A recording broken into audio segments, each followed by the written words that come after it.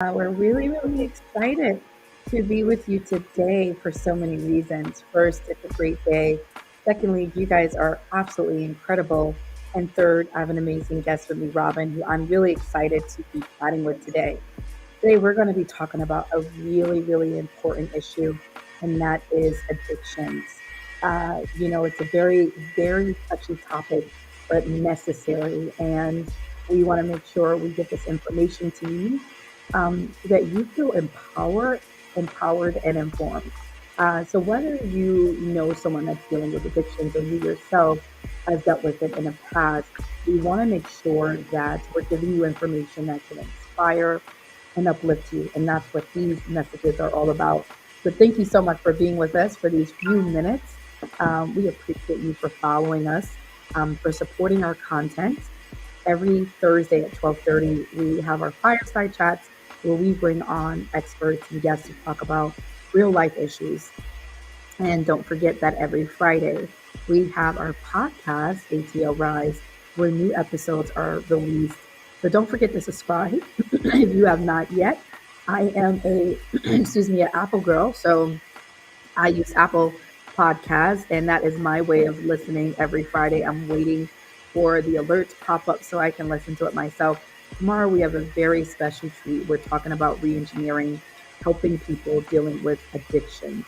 And we'll be talking about it from a faith based perspective as well.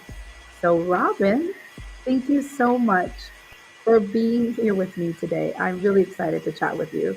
Thank you so much for having me, Shanika. It's such a pleasure. Yeah, let's jump into it, Robin. So, for those that don't know Robin Rosado, um, she is an amazing advocate and has a passion for working with those that have gone through really difficult, traumatic experiences in their lives.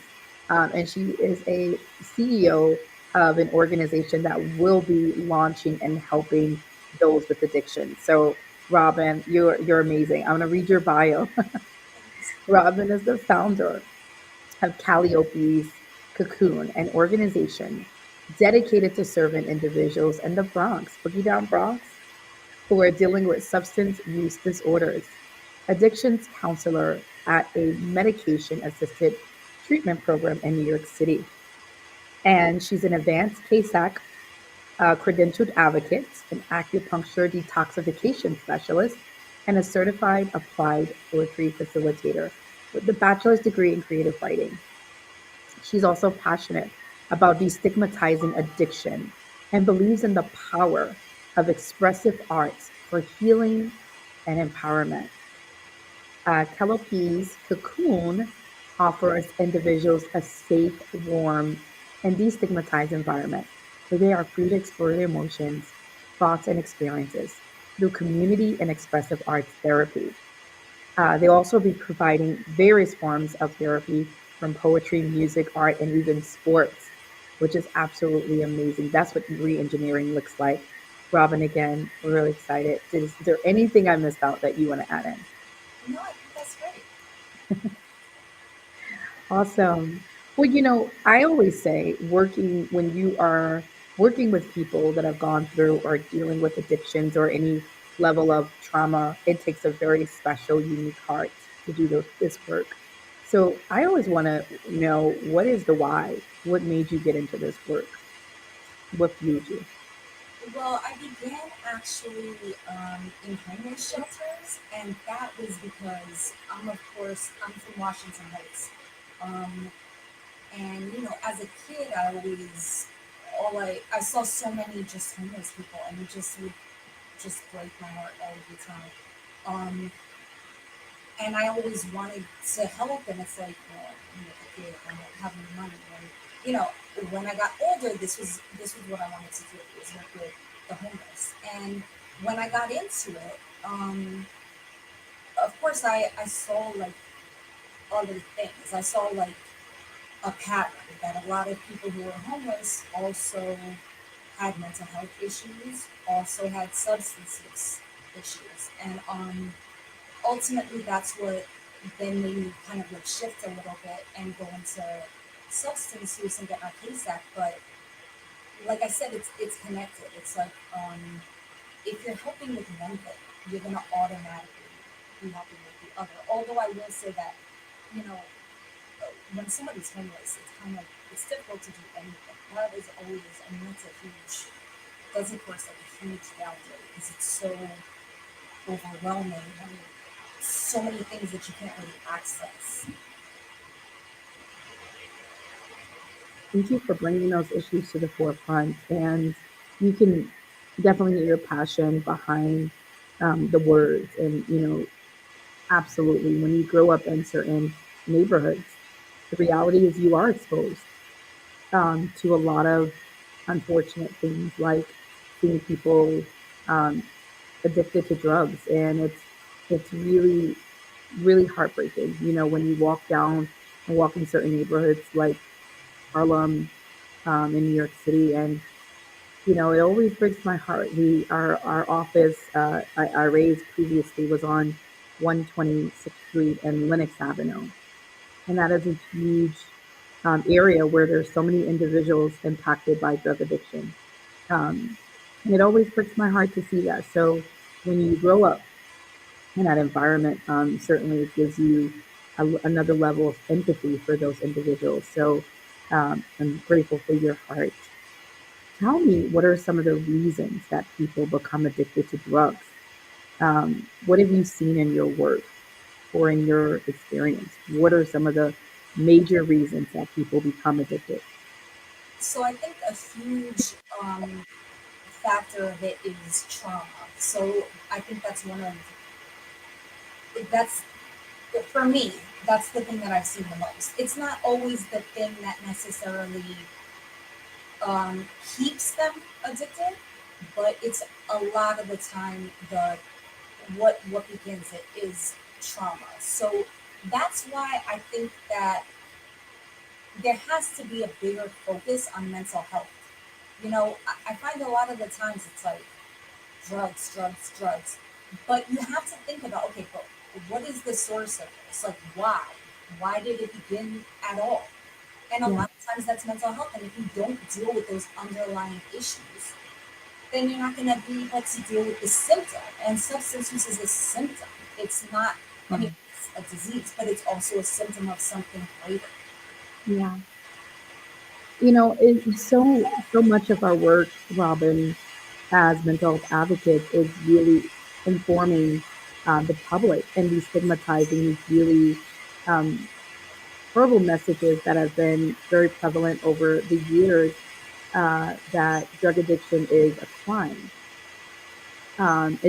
It's the way our society has viewed it. It's the way we have treated those that have been dealing with addictions for many years through our policies and laws, that tends to be very punitive, through lack of access to the right type of care to help heal, and just through the way that we respond to these individuals. And so I think it's so crucial that we are elevating that it is a disease and it is a mental illness and that it's not a crime.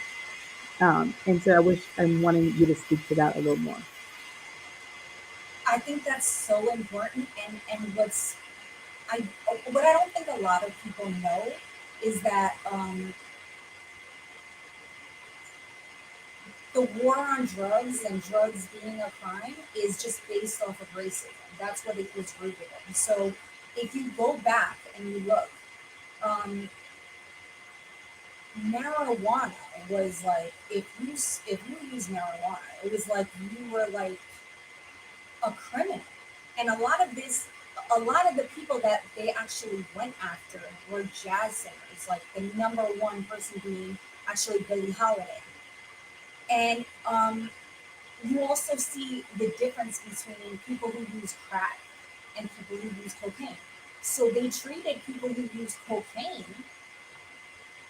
a lot different than the way that they treated people who use crack because historically it was if you use cocaine, you were white and you probably had money and you probably also had power and influence. But if you used crack, you are most likely black. And that's why the focus was always on the drugs that were used by minorities, that were used by lower income people. And so I think to continue to criminalize drugs, you have to look at where this came from so that you can really see how flawed it is. But on top of that, it's just in no way is it helping. I mean, the more it's kind of like what I was saying about the connection between homelessness, mental health, substance use.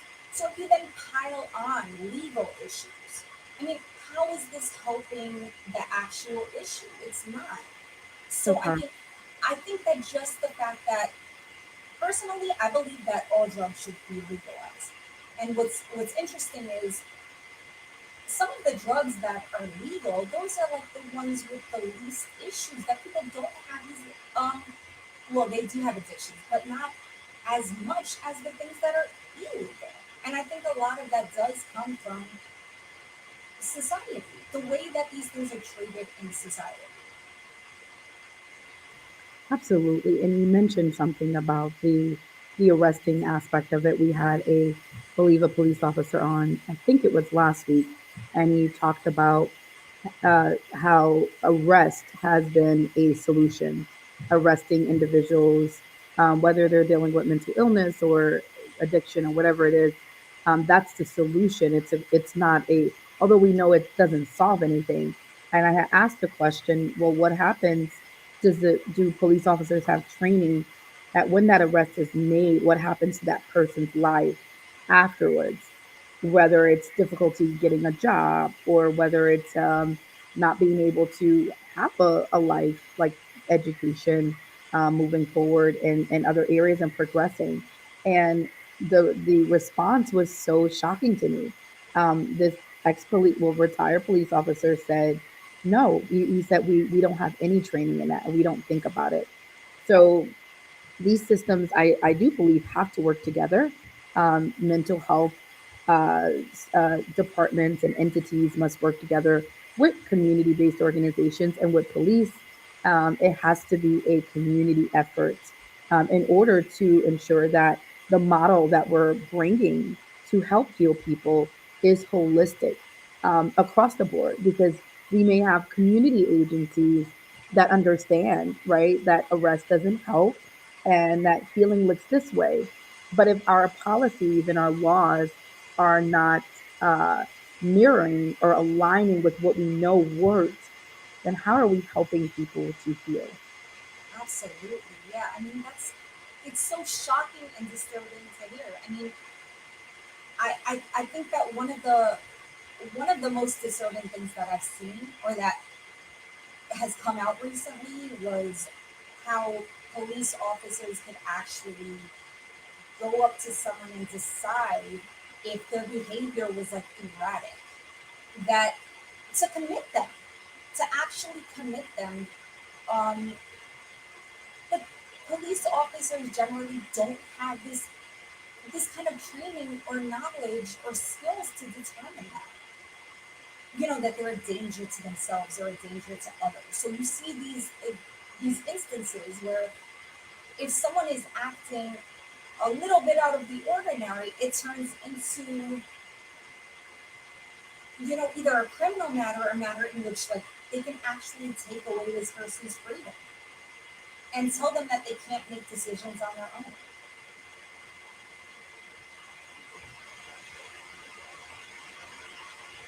Absolutely, and I apologize, I was muted, but absolutely.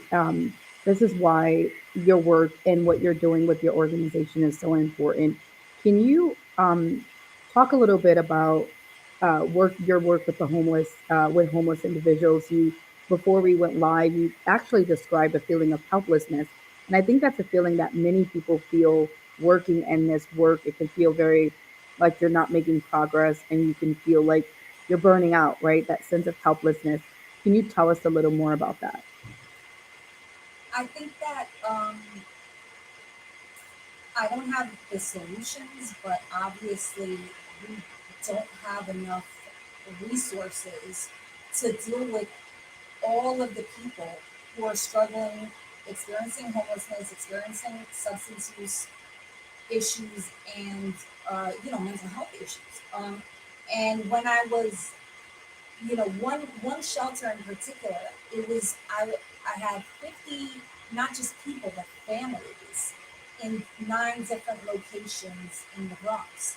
And so you're dealing with like the housing, but you're also dealing with the mental health, ACS cases, the Department of Education, like so many multiple, um, just like aspects of their lives. And there just isn't, it's shocking to me that there really isn't enough programs in New York City for the homeless. And it's amazing to me the amount of money that landlords get if they basically say, okay, I can use these 10 apartments. They're not going to be rented out. They're going to be shelters for families, and they were being paid something like $2,500 a month for this. So if you have that kind of money, why is it that you're not just giving people housing? I mean, it's mind blowing to me. And so I think that like you have a lot of people who are so burnt out, like you said, and Right. overworked and overwhelmed, and you Yeah. do have some means to make things better, but you don't. And it's shocking. And I never wanted to stop um, helping homeless people Right. because that's always been a passion of mine. But Yeah. I did want to also get into kind of like I said, one of the sources of homelessness Yeah. The root is cause. related to substance use. Yeah, it's layered, is what you're saying. Everything, it really does intersect. So whether it's talking about homelessness, right? A person that becomes homeless, there obviously there are some real severe things going on in their lives outside of financial. Um, Most of it is systemic, and a lot of times there are layers to this. So if you're working with individuals that are homeless, you tend to see other issues like mental illness also happening with that particular family or that person. There's so many stories that I've heard over the trajectory of my career and working with this population, but it is very layered, and there's not a one answer or one solution. There's so many reasons and so many ways to help these individuals really heal from these types of illnesses.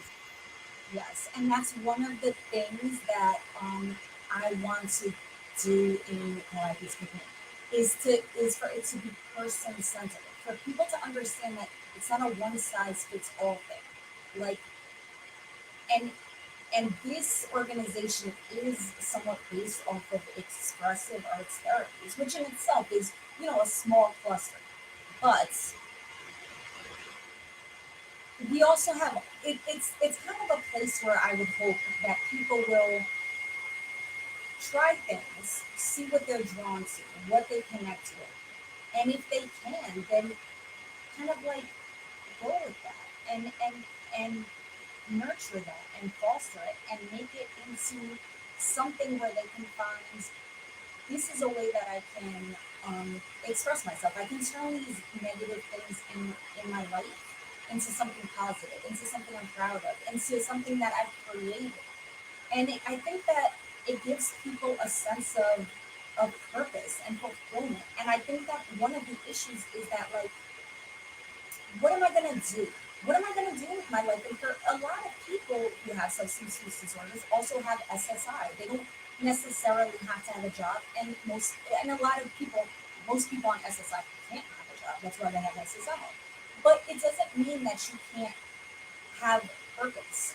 And I think that that's one of the, for me, that's one of the things that poetry is. And I understand that each individual has something different, but I think it's important to take all the things that we have inside of us and put them into something. Because if you don't put them into something that's positive, you might put them into something that's negative. And that's like using drugs, like getting arrested. And obviously everybody has the potential to do great things. And that's kind of my goal. Yeah. And I love what you said, that there is still purpose. And I think that's the resounding theme in all of our fireside chats, that doesn't matter if you have dealt with or are dealing with addiction, whether it's addiction to drugs or addiction to other things or other um, uh, items in your life, it does not mean that you cannot have purpose. You can still have purpose regardless of what you're struggling with and what you're dealing with. And that is the message, is the message of hope. It's a message of empowerment that doesn't have to determine your life, your future, the trajectory, and it doesn't have to define you. Which is why I think even talking about, and the way we talk about this, we have to name it in a way that we're not labeling people and we're not calling them addicted persons, but people addicted to drugs or persons with addictions, right? Because we're removing the label and we're talking about the addiction itself. So if you're dealing with an addiction, it doesn't define you as a person.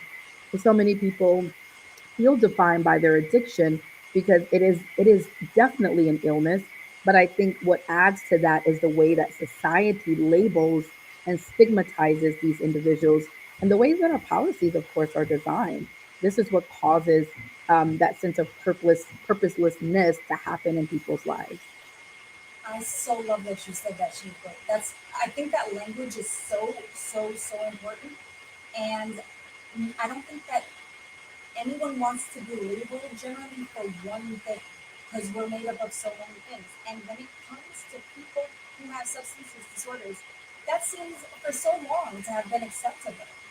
And I don't understand that. I think it's so damaging, and we do a lot of damage without even knowing it, just in the way that we speak. And I think it's so great that you just said that. I appreciate that.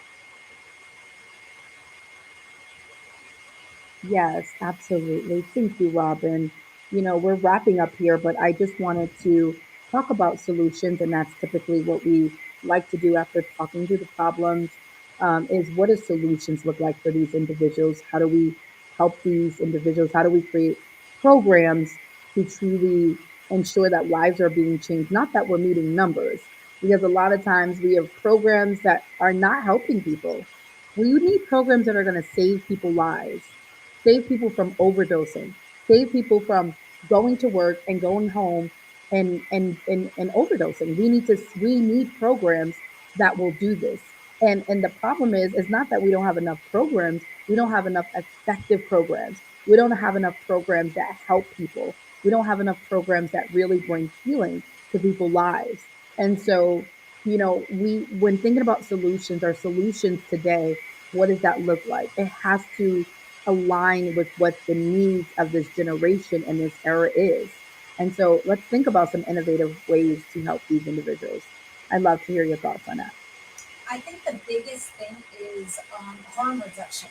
I think that it's just what's always been it's always just been abstinence, abstinence, abstinence. But at the end of the day, like I said, everyone is different and they have their own path, and these are adults. So if you want to prevent overdose, I don't think that the main thing should be about abstinence. It should be people are going to use. So let's make it so that they can use in the safest way possible.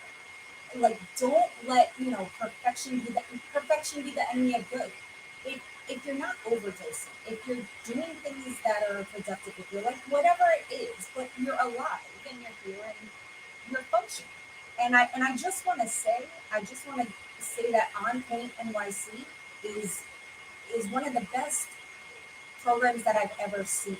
And that's you talked about 126th Street and Lennox, and it's I think on 125th, and it's close to there. And it's Yeah. amazing. It's an amazing harm reduction place, and also in Washington Heights on 181st Street. And I just want people to know that there are places that exist that will give you all the things that you kind of need. But I think harm reduction is so important. And again, I think that the mental health is also a huge factor of it.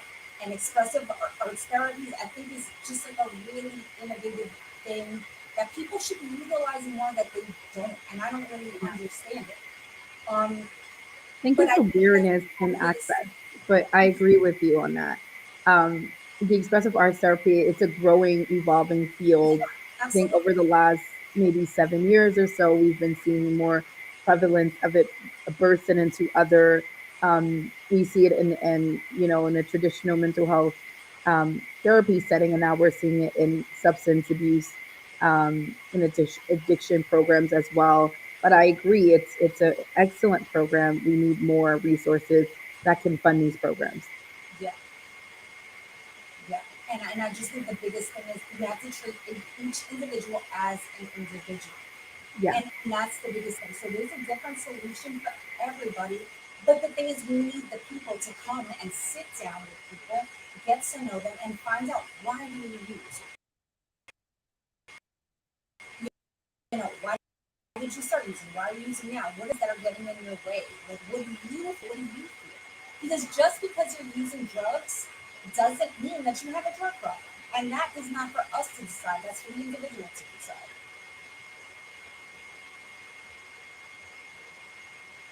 that's information that people really need to be aware of. And lastly, if you can give advice to a family member who may have a wife, a husband, a brother, a sister, even a child that's dealing with drug addiction, can you offer them some words of encouragement and advice? The biggest thing that I would say is to support them. And it's not easy for the family, for the friends. They're going on their own journey themselves that they have to struggle through. But I would also say they need to get support. They need to get help. They need a support system and they need to take care of themselves because they can't be so wrapped up in the other person that then what's going to happen to them. But at the same time, I don't think that some people realize how damaging it is when their family turns against them. And I'm not saying that just let them go wild, let them do what they want to. That's not what I'm saying. But if you're in their life, be in their life with some support and whatever support you need in order to give them support. And for your own mental health, I think that that's what I think. Words of advice. I love that. Don't throw them away. Don't count them out. They matter. I know it's hurtful. So if you are a parent and your child is dealing with drug addiction or a family member or relative or sibling, don't count them out. It hurts to see them go through what they're going through. But they need your help. They need your support. They need you on their side. So my advice would be to continue supporting them, find resources to help them. And especially if you are a pastor or in the church, churches have so many opportunities to help people, to help them heal from these types of addictions and illnesses, from counseling to programs to supporting them in other ways to connecting them to resources. But they need our help. And so I admonish those that are in the helping profession to continue the course with working with these individuals that need our advocacy. They need our empathy.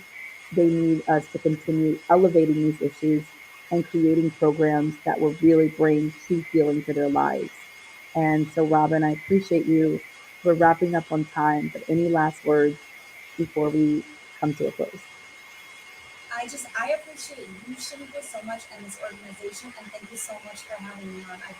This is such a pleasure. Thank you. Thank you, Robin. I appreciate you and all that you're doing, finding your purpose and your space in the world. It takes a very special heart and person to do this work, and so that means that you're special. So thank you for what you're doing. And to those that are working, whether you're therapists or social workers, and you're working with individuals that are dealing with addictions, uh, you're also special. Continue to work. You're absolutely needed in the world. So please do check out Robin's website, Calliope's Cocoon.org, and support it. She's doing great work and we want to be a support to her. And also, as a reminder, I Raise Girls and Boys does work with kids that may be dealing with addictions. We don't provide substance abuse counseling, However, we do provide counseling and mental health services for kids that are dealing with trauma. And so if they're dealing with addiction too, we can also help them. You can make a referral. You can reach out to us. If you're a school or a principal and you need our help and our support, send us an email, give us a call so we can work with you one on one and build out a plan for your school. Thank you, thank you, thank you so much, everyone, for tuning in, for listening, for supporting this content, and for supporting our fireside chats every Thursday. Thank you, and shout out to Herb Cohen for all your comments. Shout out to our Associate Director, Catherine Campbell, and to you, Robin, and to all of you for being here and for supporting. Don't forget that tomorrow, ATO Rise podcast episode is being released. Re-engineering, the way we help people with addictions. Make sure you subscribe now. You're going to want to hear this episode. It's empowering, it's inspiring, it's informative, and it's going to help you help others. We appreciate you. We love you all, and we'll see you soon. Stay tuned, everybody.